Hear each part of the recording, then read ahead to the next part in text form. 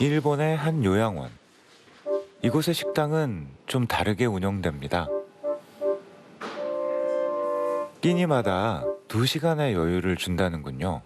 왜일까요?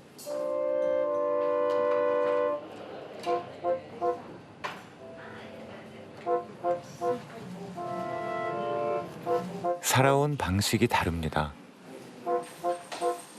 몸의 상태도 서로 다르죠. 그러니 먹어야 하는 종류가, 그리고 먹는 속도가 다를 수밖에요. 이곳의 2시간은 그 다름을 인정하고 반영한 결과인 거죠.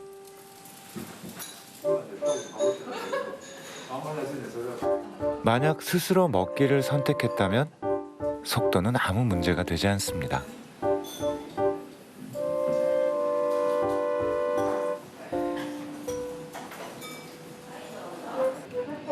느린 것이 아니라 나다운 것이니까요. でも下げちゃって大丈夫？うん。内側さんご飯粒ついてるよ。 물론 식당 곳곳에 모든 상황을 살피고 돌보는 직원이 있습니다.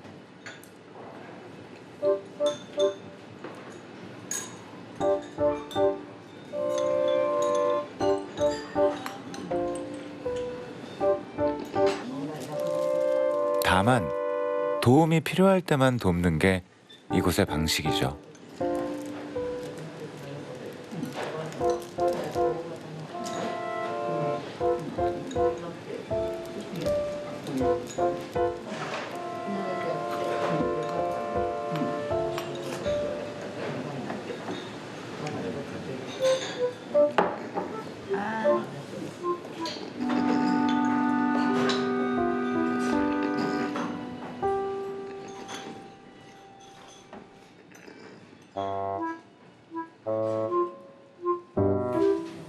여느 요양시설과 사뭇 다른 돌봄이 이곳에서는 어떻게 가능할까요?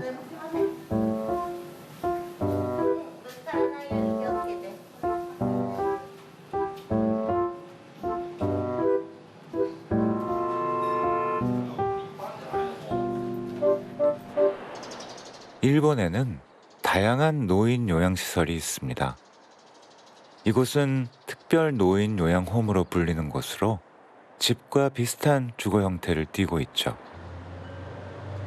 주목해야 할 건 모양새가 아닙니다. 銀木犀に関しては、できることはなるべく、ご自身で、やっていただいて、できないことを私たちが、サポートをするというのがまず大原則であります。やっぱり自由に生活するっていうのが主体にあると思うので。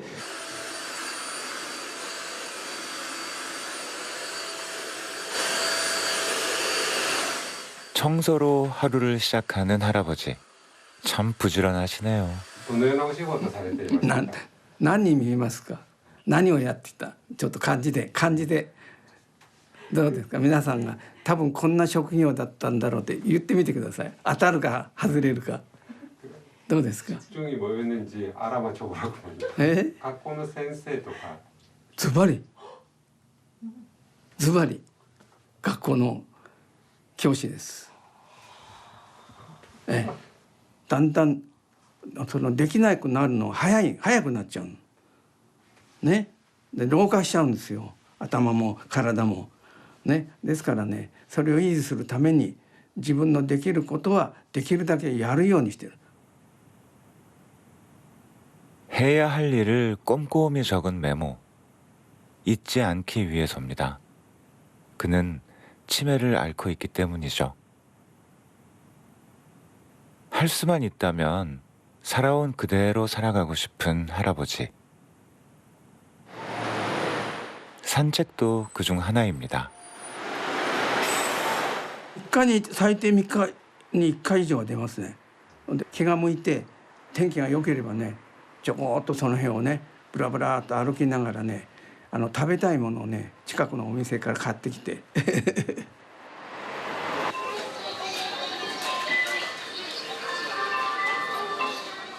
치매가 있는 사람도 자유롭게 외출할 수 있는 요양원.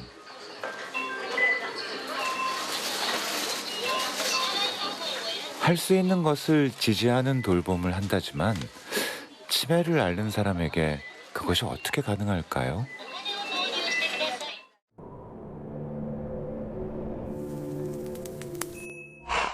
過剰にケアをすることによってご利用者様の自由を結果的にやっぱり奪ってしまってるっていうところがやっぱり気がつかなければいけない点かなと私は感じているんです。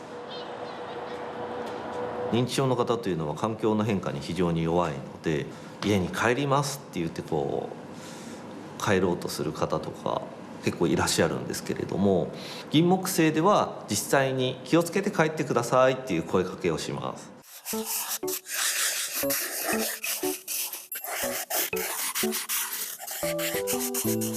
で後ろをそーっとつけていくんですね。そうするとだいたい数分、3分、5分ぐらい歩かれると、ここはどこなんだろうということでキョロキョロされる方が大半の方で、そこを偶然装って「何々さんどうされましたか?」って上着を取りに「お部屋に一回帰りましょう」でも夏であれば「喉乾いたでしょうから一回お茶飲んで帰ってください」そういった声かけをすると皆さんほとんどの大半の方は「そうね」って言って笑顔になって帰ってきます。そうすると玄関を施錠しなくてもですね、だんだん落ち着いてくる方っていうのが非常に多いです。リスクを重く取れば自由度ってなくなってしまいますし、リスクを軽くすれば自由度は高くなる。もう本当にじゃあどちらがいいですかっていう最終的な判断はご家族様ご本人様で決めていただくものになるんですけれども、増えてるような印象は正直あります。自由を求めてる方ですね。リスクよりも自由度。이 자유를 끝까지 누린 분이 있습니다. タバコがお好きな方のお見取りになる3日前ぐらいのタバコを吸っていただいている風景のちょっとしかついてないか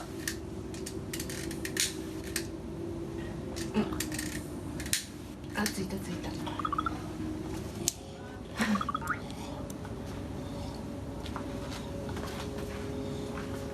手が危ない。手が危ない。お母さんもう一回吸いましょ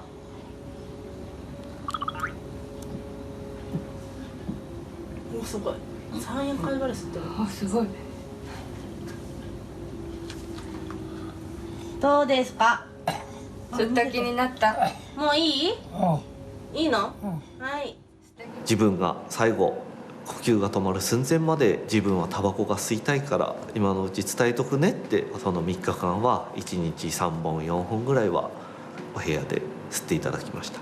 余談ですが医療職の方からしたらお前ら何やってんだって怒られると思うんですけれども、その方らしい最後、その方のご希望っていうのを重視しているので、リスクよりもその方らしい最後っていうのをやっぱり念頭に置いて支援をさせていただいてます。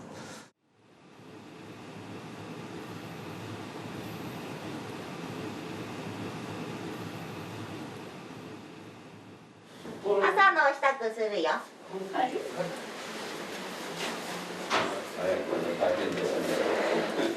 切れる。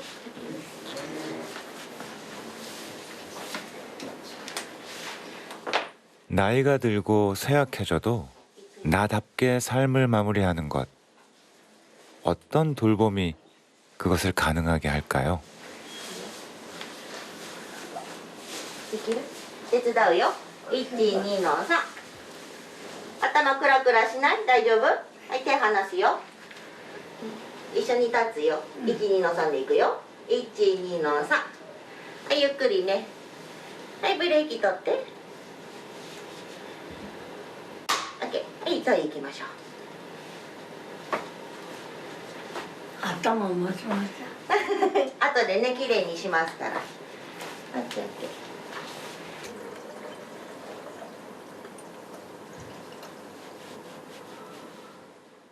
방금 세심히 돕던 직원이 어느 순간부터 가만히 지켜보기만 합니다. 할머니도 더 이상의 도움을 바라지 않는군요.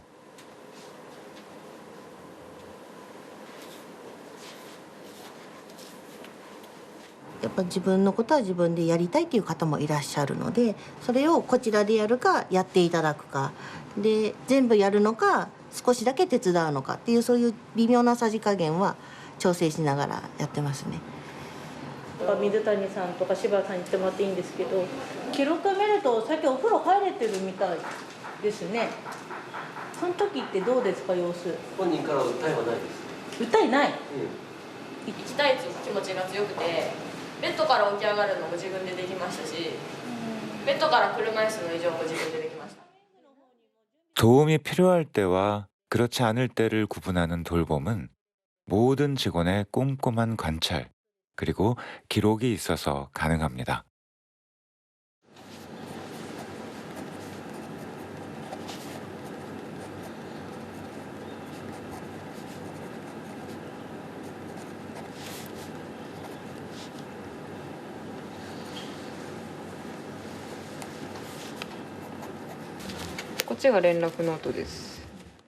이 기록은 통제하기 위해서가 아니라 할 수 있는 것을 하기 위해 공유되죠. するものなので、本当にこっちが全て解除してしまえば、5分以内で終わることをご自身の力でやろうとしているところを見るのは、すごい頑張れと思うんですけど、ただこっちがやった方が早いのになっていう手を出さないことの難しさは常に感じてます。ご自身でできる力を長くしてほしいのと、自分はまだこういうことができるんだっていう実感を感じてほしいからですね。起きれるかな。頑張って頑張って、いけるよ、頑張れるよ。ありがとう。ね。はい、じゃあもうさん、お薬ね、1個だけ。はい、じゃあ開けますね。27日分のお薬ね、1錠ね。はい。はい。ありがとう。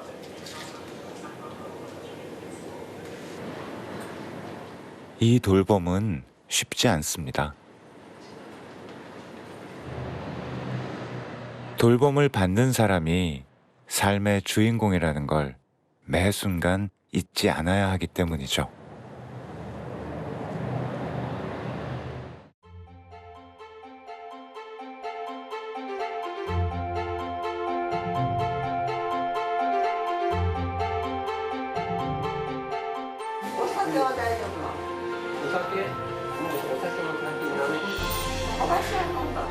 어린이 손님이라면 절대 지나칠 수 없는 과자 가게. 이 요양원이 운영하는 곳이라네요.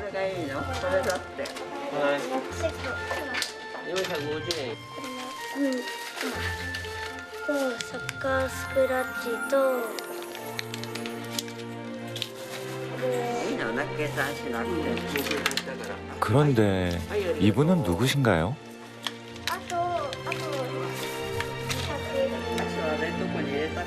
과자 가게의 마스코트이기도 한 할머니는 사실 이곳 요양원의 최고참이시랍니다. 今日うちの孫が来たのよ、久しぶりに、でまた来るねって帰られるとさ、涙が出ちゃう。そうか、涙出ちゃうか。 요양원은 할머니에게 과자 가게 운영을 부탁했습니다. 이곳에 들어온 후 방에만 계시던 할머니에게 삶의 재미를 돌려드리기 위해서였죠. はい、ありがとうございます。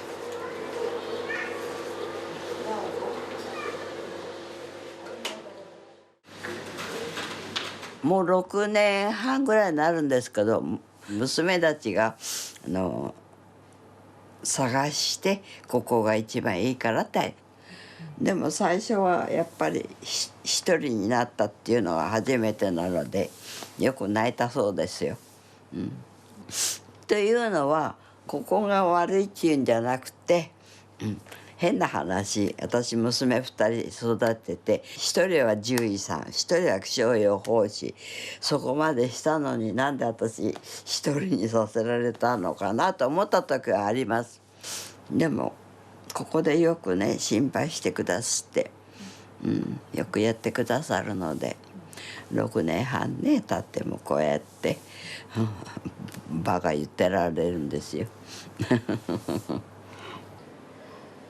나름대로 삶의 즐거움을 찾으며 이곳을 마지막 집으로 삼은 할머니.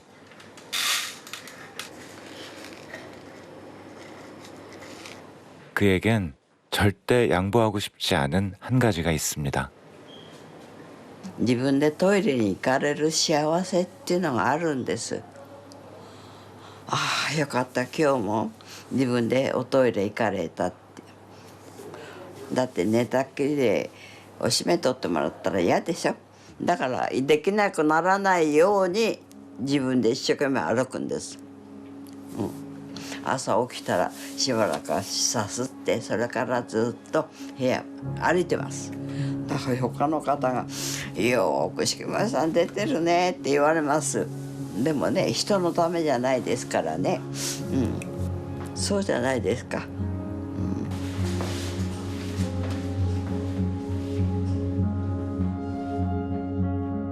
来年からプールに行こうと思ってるんですよ。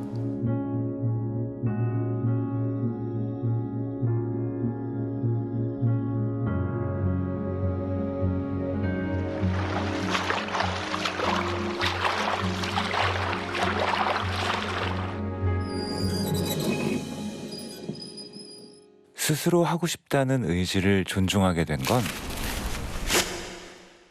사실 그리 오래되지 않았습니다. で今でも忘れません、カクテリンっていうね。でその頃はですね、だから追いつかないんですね。その倫理とか人権ということが、尊厳という柱が追いつかず、拘束具っていうのは精神病院にありがちなこのようなものでしたね。麻でできたすごいゴワゴワしたもので、こんなふうに後ろで縛ってっていう。そしてそれが必然的にそうなると、おむつをトイレには連れて行きませんので、そうなると大変ですから、布おむつを当て、それからビニールのおむつカバーを当て、ネルのおむつ、布をかぶせ、そしてビニールのものをかぶせて腰を縛ると。そうするともう動くこともできないし、排泄も自由でない。とにかくその人のがミノムシ状態っていうんですかね、俗に言うね、ミノムシ状態でしたね。もうそれを見た時は私本当に涙が出た。 지금도 생생한 50년 전 요양시설의 현장. 낙담만 하고 있을 수는 없었습니다. 그는 현장을 바꾸기로 결심했죠. 그 일은 단순하지만 강력한 것이었습니다. とにかく紐っていう紐は全部、その辺にある紐を全部捨てて、ご家族が持ってきた荷物の中の紐も捨てさせてもらい、紐という紐、今でビニール紐もして、でそれにやはり約2年半ぐらいかかったと思います。そうすると紐がないわけですから、代替行為っていうのは何なのかっていうと、車椅子に座ってもらう、そして廊下に出てもらう、そのようにして生活というところに病院をシフトしていって、縛らないことがどんなに患者さんの自由でいい状態に回復するんだと、暮らしなんだよってことを私は教えていったんだと思います。はい。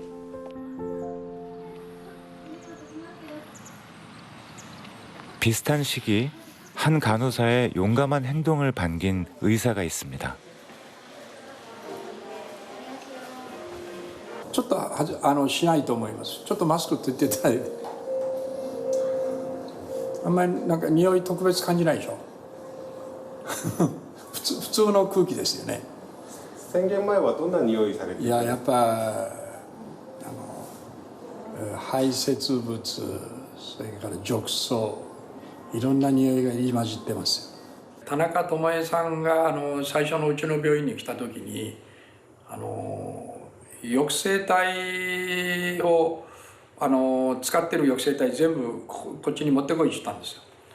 で40人使ってましてね、もうその日からもう抑制体が処分されて使えなくなったんです。基本的ケアをですねそれぞれ一つずつやっていけばおのずから自然と患者さんはですね、人間らしくなってくると、それは本当当たり前のことなんですけどね。 구속하지 않는 돌봄이 가능하다는 깨달음은 후쿠오카 의료진의 선언으로 이어집니다. 抑制廃止福岡宣言、この老人に自由と誇りと安らぎを。1、縛る抑制をやめることを決意し実行する。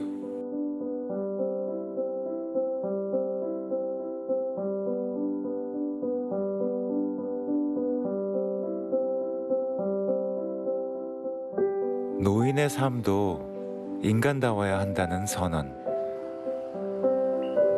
끈을 없애는 것에서 출발한 한 간호사의 노력이 변화의 발판이 된 겁니다. 그 후 일본 요양시설의 풍경은 조금씩 달라지고 있습니다.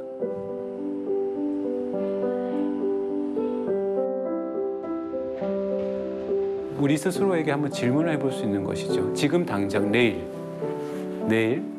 내가 집 근처에 있는 요양원에 간다면, 요양병원에 간다면, 그러면 당장 나는 늦잠을 잘 수 있는가? 치킨 시켜 먹을 수 있나? 혹은 친구 만날 수 있나? 산책할 수 있나? 왜 안 되지? 이 질문을 던지면서 사실상 이제 공간을 바꾸고 이것이 우리 모두의 문제라는 그 관념이 굉장히 이제 커질 때 실질적인 변화가 옵니다.